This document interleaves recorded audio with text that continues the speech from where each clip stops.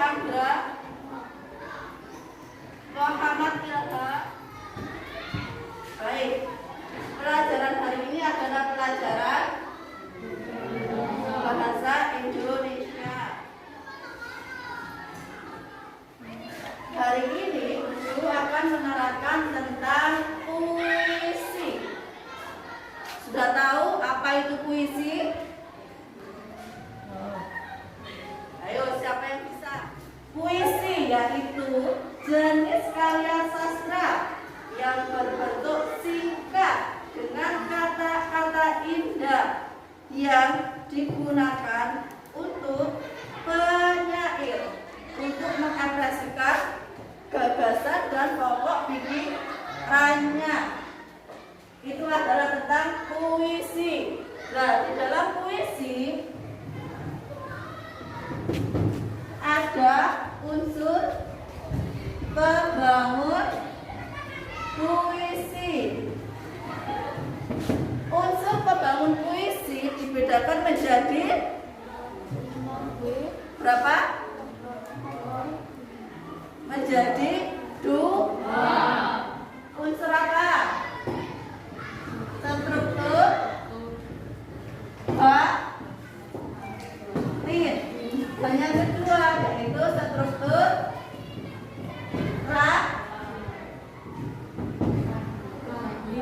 Nah, unsur pembangun puisi ada dua. Yang pertama struktur batin dan yang kedua ada struktur lahir. Ayo, siapa yang bisa? Apa yang dimaksud dengan struktur batin?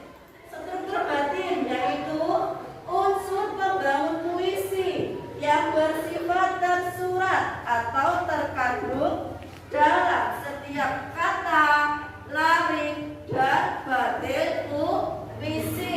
Itu yang dimaksud dengan struktur batin. Sedangkan struktur lahir, ayo, siapa yang bisa? Struktur lahir yaitu hal yang terlihat atau tersurat dalam puisi sehingga secara lahir sudah tertangkap oleh pembaca. Nah, struktur batin ini dibedakan menjadi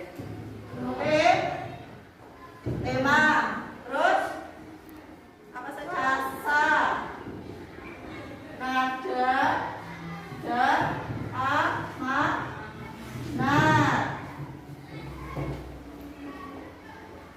Ada yang tahu apa itu tema?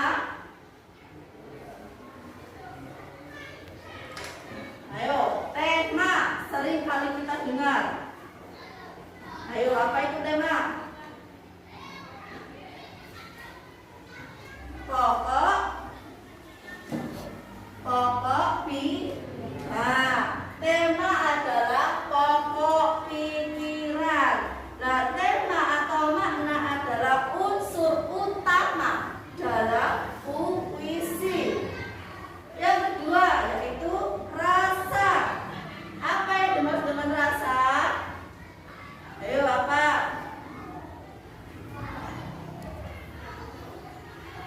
Sikap sang penyair terhadap masalah yang diungkapkan dalam sebuah puisi. Itu yang dimaksud dengan rasa. Sedangkan nada, apa itu nada?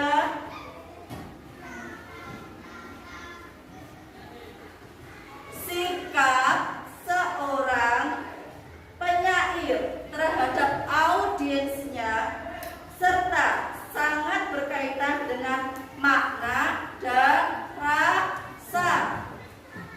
Yang terakhir yaitu amanat. Apa itu amanat? Ayo, apa? Apa, Fir? Pesan. Amanat adalah suatu pesan yang ingin disampaikan oleh sang penyair untuk pembaca atau audiens.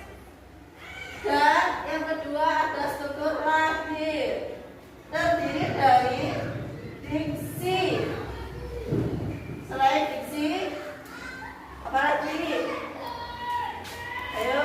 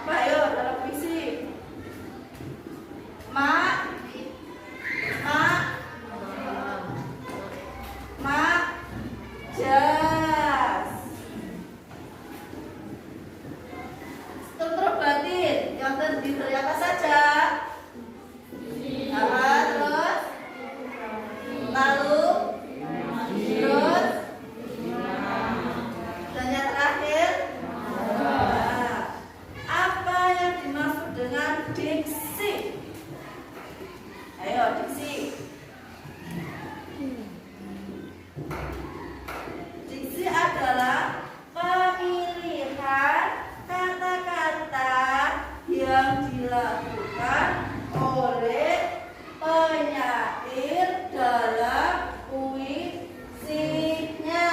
Itu yang dimaksud dengan diksi. Sekarang tipografi.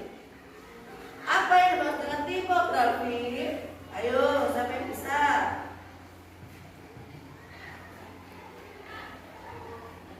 Tipografi yaitu bentuk puisi seperti halaman yang indah yang tidak dipenuhi kata-kata, tepi kanan, tepi kiri, pengaturan garisnya hingga baris puisi yang tidak selalu dimulai dengan huruf kapital dan diakhiri dengan tanda titik. Itu yang dimaksud dengan tipografi. Sekarang imaji. Ayo, imaji. Apa ayo imaji? Imaji yaitu kata atau susunan kata. Nah, dalam imaji ini katanya dapat mengungkapkan pengalaman indrawi seperti apa? Penglihatan, pendengaran, dan perabaan. Di dalam imaji itu dibagi menjadi 3. Imaji, penglihatan. Yang kedua, imaji, pendengaran. Yang ketiga, imaji, perabaan.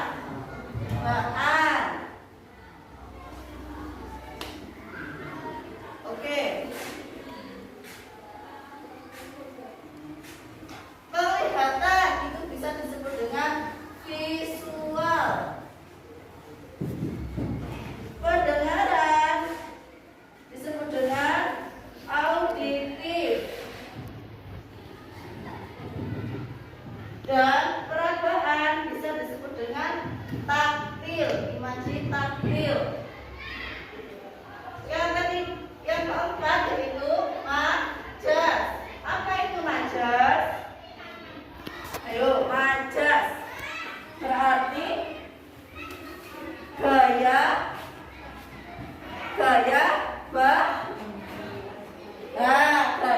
bahasa. Itu yang dimaksud dengan majas. Bahasa hias yang dipergunakan untuk menciptakan kesan tertentu bagi pelihat atau pembacanya. Nah, majas biasanya yang terdapat dalam puisi itu ada 2. Majas personifikasi dan majas paralisme. Untuk lebih jelasnya, mari kita dengarkan puisi berikut ini. Tuhanku, dalam termangu aku masih menyebut namamu. Biar susah, sungguh, mengingat kau penuh seluruh. Cahayamu panas suci, tinggal kerdip lilin di kelam sunyi. Tuhanku,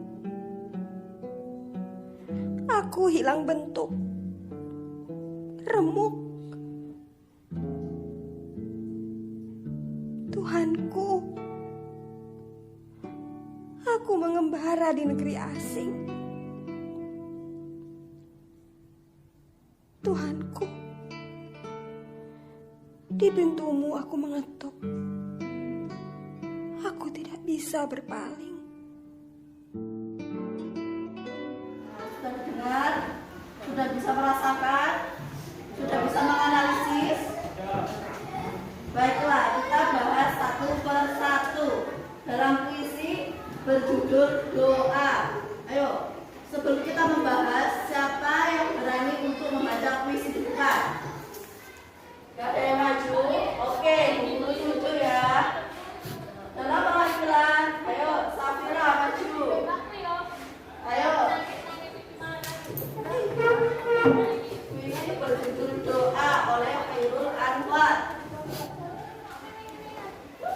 Dalam termenung, aku masih menyebut namamu dan berusaha hingga mengingat kau yang disebut. Cahayamu panas suci, tinggal Tuhan, aku hilang Tuhanku, aku mengembara di negeri asing. Tuhanku, di pintumu aku mengetuk, aku tidak bisa berpaling. Oke, kasih applause.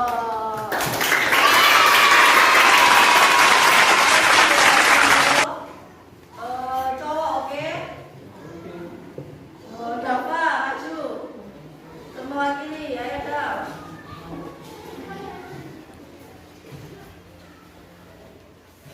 Doa.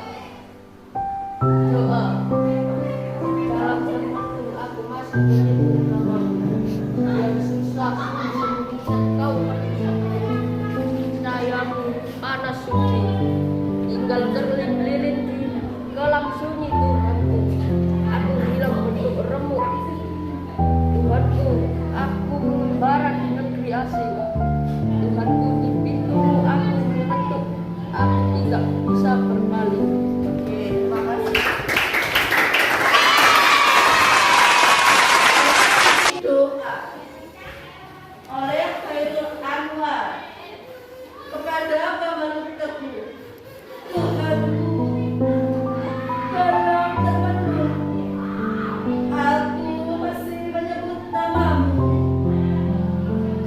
Biar susah sungguh mengingat kau penuh seluruh.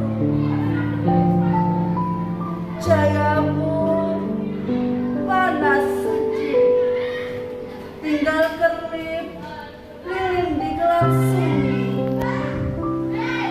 Tuhanku, aku hilang bentuk remuk. Tuhanku, aku mengembara di negeri asing.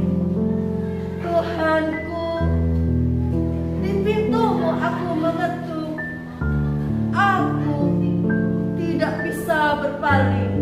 Itu adalah contoh puisi doa oleh Khairul Anwar. Nah, kita akan menganalisa puisi tersebut. Dalam struktur batin ada tema. Tema dalam puisi tersebut yaitu apa? Ayo, tema dalam pokok pikiran. Tema dalam doa. Tema dalam doa yaitu tentang tentang ketuhanan. Khususnya hubungan hambanya pada Tuhannya dapat dibuktikan dalam kutipan kedua, yaitu apa? Dalam termenung dan ayo apa? Di pintumu aku mengetuk. Itu adalah tentang ketuhanan. Yang kedua yaitu nada. Nada yang digunakan dalam puisi tersebut yaitu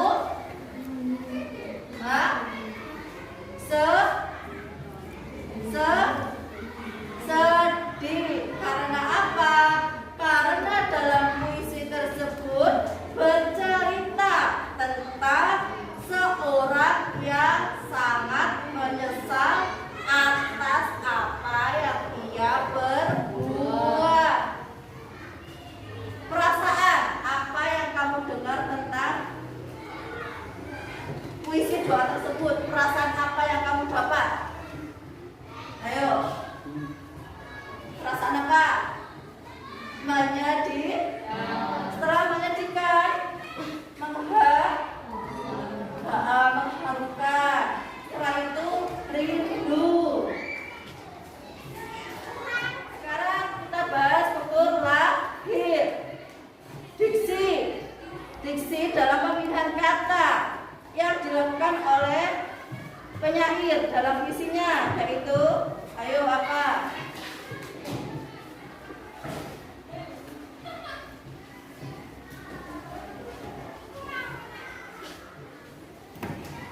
Diksi yang digunakan penyair dalam puisi tersebut adalah kata-kata yang bernada ragu. Selain ragu, lemah, bimbang, dan rapuh. Sebagai contoh, pengarang menggunakan kata-kata dalam termengu. Dia susah sungguh. Terus, aku hilang remuk. Lalu, remuk. Aku hilang bentuk dan remuk. Itu adalah diksi yang tercantum dalam puisi doa. Dan sekarang yaitu tipografi. Tipografi penulisannya rata kiri, bagian kanan. Tulisan terlihat tidak teratur. Kalian lihat, bagian kanan tidak teratur.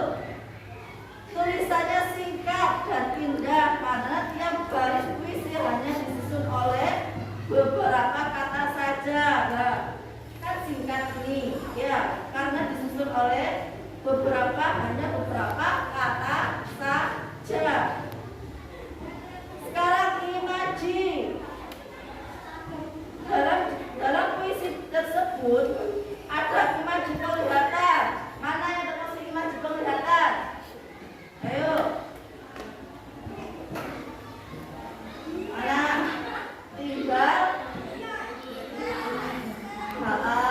Tinggal terlilit di kelam.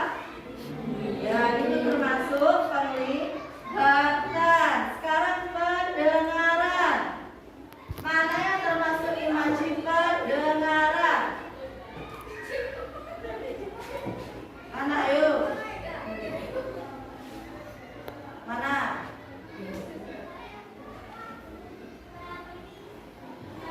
Aku masih menyebut namamu. Itu termasuk pendengaran. Sekarang perabaan. Mana, ayo? Cahayamu panas suci. Itu termasuk perabaan. Sekarang gaya bahasa atau majas.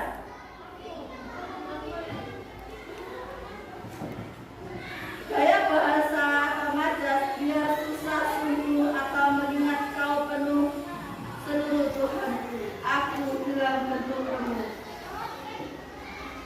Rima dalam puisi tersebut mempunyai pola yang tidak beraturan. Berbunyi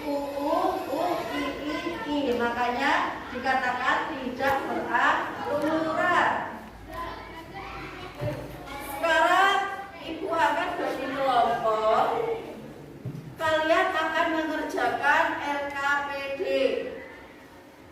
Kelompoknya ibu tunjuk. Ayo berhitung dari Mbak Rahma mulai angka 1. 1.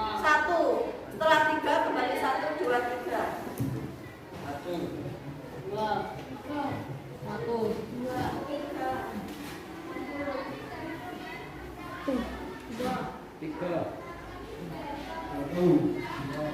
Baik. Sudah?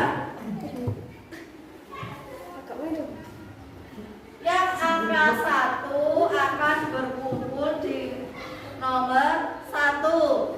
Yang angka 2 berkumpul di kelompok 2. Dan yang nomor 3 akan berkumpul di nomor 3. Ayo sekarang saya akan dibacakan buku puisi tentang doa dan sudah diterangkan tentang penyimpulannya, tentang menganalisis. Sekarang tugas kalian yaitu ibu kasih teks puisi. Nanti kalian jawab pertanyaan di bawah itu.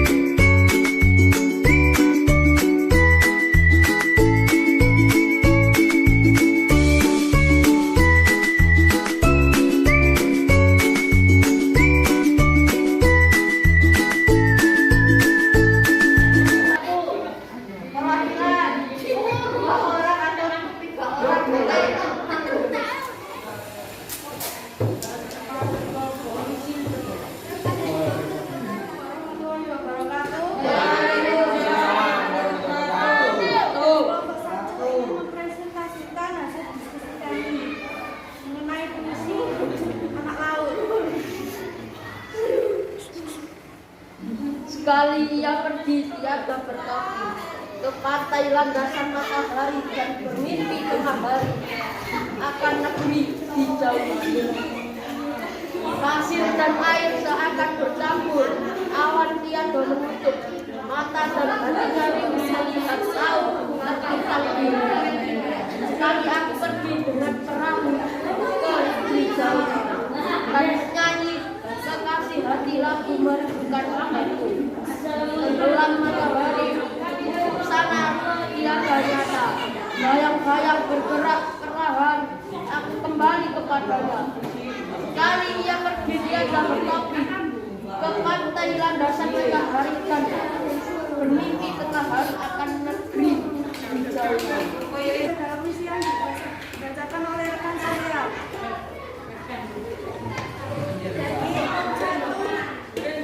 Apakah makna bermimpi tengah hari pada hari ini? Untuk puisi tersebut, jawabannya adalah konon katanya bermimpi di tengah hari akan menjadi kenyataan dan mungkin saja kalau teman bertemu dengan kekasih hatinya. Nomor 2, siapakah yang dibutuhkan oleh menjadi mengapa? Dijelaskan yang dibutuhkan oleh si penulis atau anak laut tersebut adalah kekasih hatinya. Maka si anak laut sedang bagaimana kalau tidak ingin bertemu dengan kekasih hatinya. Nomor 3, bagaimana suasana yang tergambar pada puisi tersebut? Suasananya haru karena si anak laut bermimpi tentang kekasih hatinya. Kenapa akan negeri di Jawa dalam puisi tersebut? Negeri Jawa di sana maksudnya adalah tempat di mana si anak laut merantau yang jauh akan untuk melintang dan jauh dari kekasih hatinya. Nomor 5, berdasarkan analisis yang kamu lakukan, makna puisi tersebut. Ketika anak laut berjuang, dia senantiasa perhatikan menurut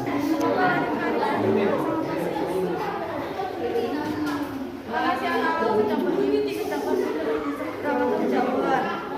Nomor 2, para penulis tadi presentasi dari kelompok 1 mungkin ada yang dipertanyakan untuk kelompok 1 dengan jawabannya. Ayo silakan. Ada yang bertanya? Tidak ada yang bertanya. Oke, Mbak. Akhiri presentasi kelompok 1-nya. Sekian presentasi dari kelompok kami. Waalaikumsalam warahmatullahi wabarakatuh.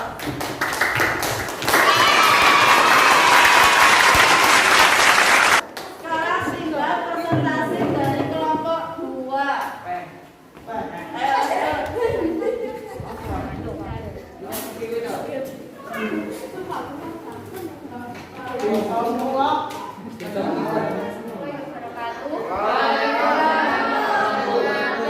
Di sini saya akan mewakili kelompok 2 yang akan mempresentasikan hasil diskusi kami. Puisi akan dibacakan oleh rekan saya Nawang Sahabiana.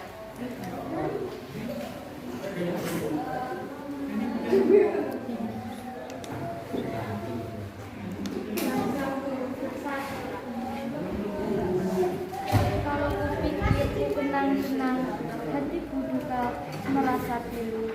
Lautan besar rasa renang, kerjaan berat Tuhan keras. Indonesia merdeka di cita-cita, menjadi kenangan setiap waktu. Tetapi apa hendak dikata, bangsaku belum lagi bersatu. Mereka mengaku ingin merdeka, dan persatuan lenggak dan jalan. Bagaimana dapat tampil ke muka kalau bukan kita kurang? Saudaraku, sebangsa setanaan, dengar antara aku berseru. Indonesia merdeka supaya lahir, hilanglah sifat untuk cemburu. Wahai saudaraku, bangsa melarat, supaya dapat angkat kita, aturlah barisan kuat dan rapat, sepakat semanis seair neraka. Baiklah, itu tadi puisi yang dibacakan oleh Nawang. Saya akan menganalisis pertanyaan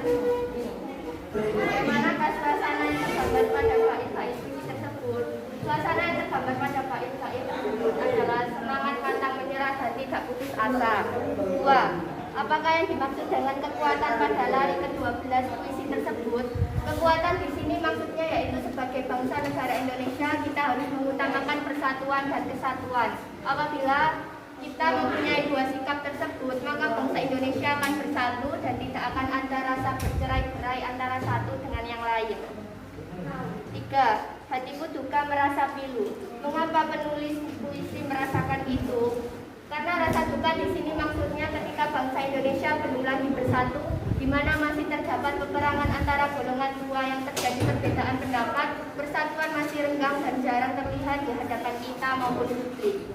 4. Bagaimana menggambarkan apakah lautan besar rasaku renang dalam puisi tersebut? Lautan besar rasaku renang maksudnya si penutur ingin bangsa Indonesia merdeka dalam segala hal, baik pendapat, persatuan, perpecahan antar suku, egoisme, dan lain-lain. 5. Berdasarkan analisis yang kami lakukan, tentukan tema puisi tersebut. Harapan seorang pemuda kepada bangsa Indonesia yang menginginkan bangsa Indonesia yang bersatu untuk menggapai cita-cita supaya tercipta bangsa yang kuat. 6. Perhatikan baik-baik rima akhir puisi tersebut. Bunyi apakah yang paling dominan? Penyair sengaja memilih bunyi tersebut untuk menggambarkan apa? Menggambarkan aturan barisan yang kuat dan rapat, sepakat, semanis, dan selawata. 2. Parafrasekan puisi tersebut. Persatuan bangsa sangatlah penting untuk menuju masa depan yang baik dan cerah. Jika suatu bangsa Indonesia tidak memiliki rasa persatuan, maka hancurlah negeri ini. 3. Tulislah simpulan makna puisi tersebut. Cita-cita Indonesia yang ingin bersatu, damai, dan tidak ada. Sekian presentasi dari kelompok kami. Apakah ada yang ditanyakan?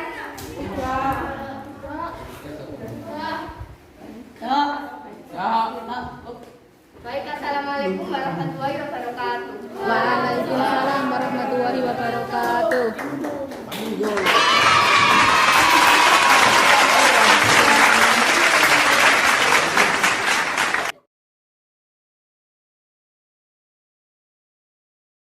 Assalamualaikum warahmatullahi wabarakatuh.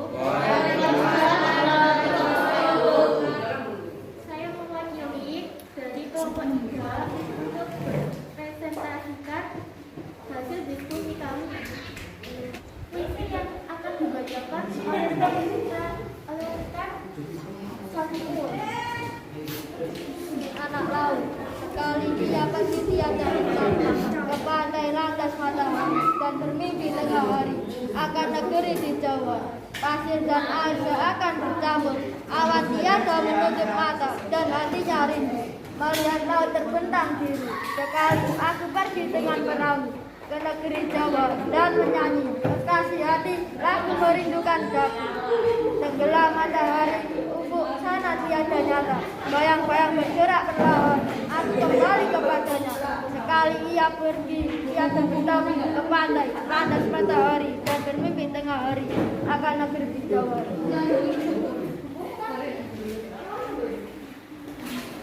Baiklah, saya akan menganalisis dari diskusi kami. 1.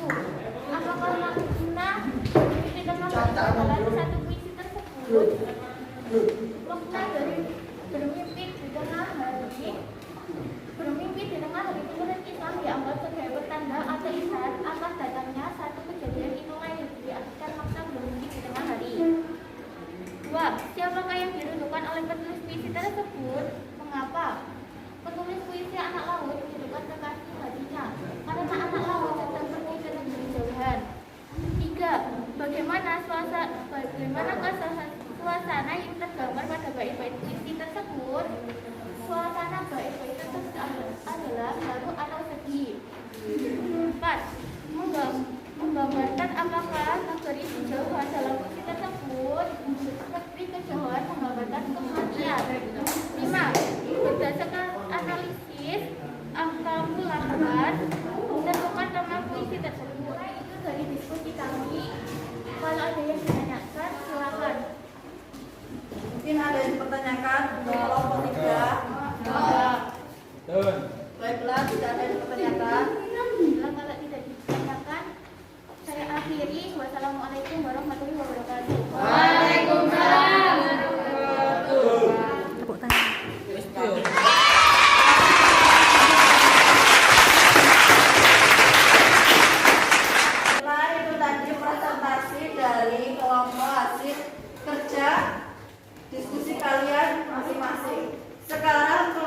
1 silakan mengasih bintang untuk kelompok 2.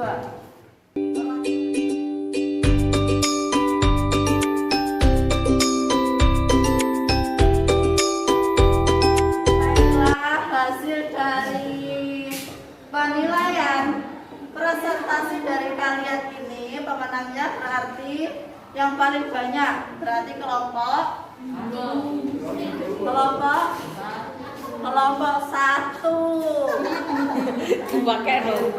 Dan nomor 2 kelompok 2, dan nomor 3 kelompok 3. Oke, itu tadi pelajaran kali ini tentang puisi. Jadi apa tadi puisi itu? Ayo. Ayo, apa puisi? Ya, ayo. Jawab. Jawab. Karya sastra. Jadi karya sastra yang berbentuk singkat dengan kata-kata indah yang digunakan penyair untuk mengekspresikan gagasan dan pikirannya.